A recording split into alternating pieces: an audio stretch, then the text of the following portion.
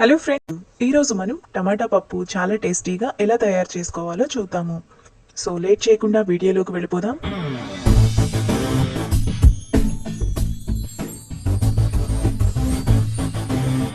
టమాటా పప్పు తయారు చేయడానికి కావలసిన పదార్థాలు: కందిపప్పు 100 గ్రాములు, టమాటా మీడియం సైజ్ 6, ఉల్లిపాయ పెద్దది 1, పచ్చిమిరపకాయలు 3, పోపు దినుసులు 1 టేబుల్ స్పూన్, చిన్నులపాయ రెబ్బలు 5, కారం 1 టేబుల్ స్పూన్, ఉప్పు తగినంత, పసుపు 1/2 teaspoon, oil 2 tablespoons, కరివేపాకు కొద్దిగా.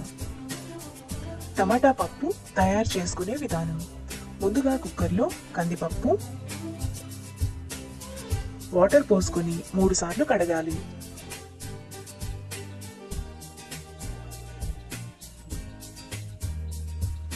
కందిపప్పు కడిగాక అందులో 1 గ్లాస్ వాటర్ పోసుకోవాలి.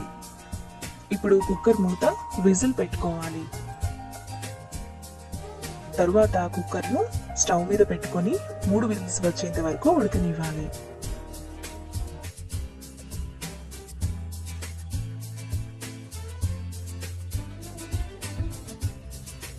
కుక్కర్ ప్రెషర్ పోయాక మూత తీసి పప్పును మెత్తగా మెదుపుకోవాలి.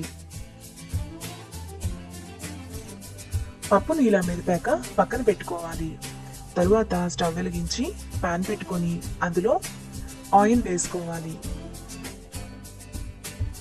ఆయిల్ వేడయ్యాక పోపు దినుసులు వేసుకొని ఫ్రై చేసుకోవాలి.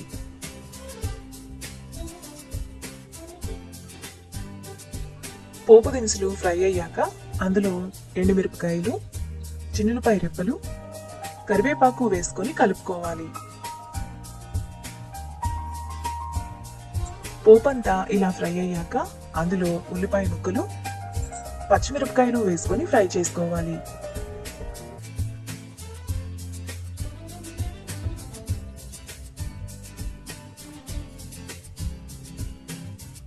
ఉల్లిపాయలు ఇలా వేగాక చిటికెడు ఇంగువ వేసుకొని కలుపుకోవాలి.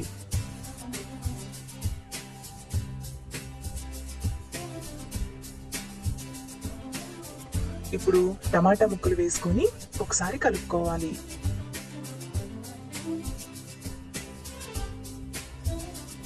టమాటా ముక్కల్లో పసుపు, ఉప్పు, కారం వేసుకొని కలుపుకోవాలి.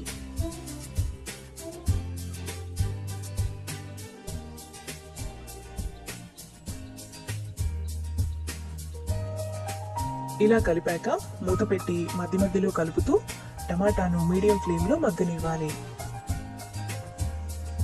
టమాటా ఇలా మగ్గాక ఒకసారి కలుపుకోవాలి. ఇప్పుడు టమాటాలో ఉడికించిన కందిపప్పు, చింతపండు రసం, 1 గ్లాస్ వాటర్ పోసుకొని కలుపుకోవాలి. మీకు పప్పు పలుచగా కావాలంటే ఇంకొద్దిగా వాటర్ని యాడ్ చేసుకోండి.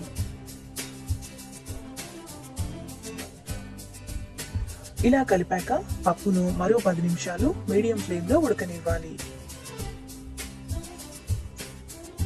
10 నిమిషాల తర్వాత పప్పును ఒకసారి కలుపుకోవాలి. ఇప్పుడు ఫైనల్గా కొత్తిమీర వేసుకొని కలుపుకోవాలి.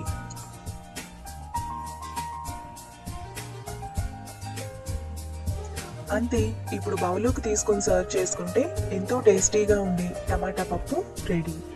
ఈ వీడియో మీకు నచ్చినట్లయితే లైక్ చేసి, షేర్ చేసి, సబ్స్క్రైబ్ చేయండి.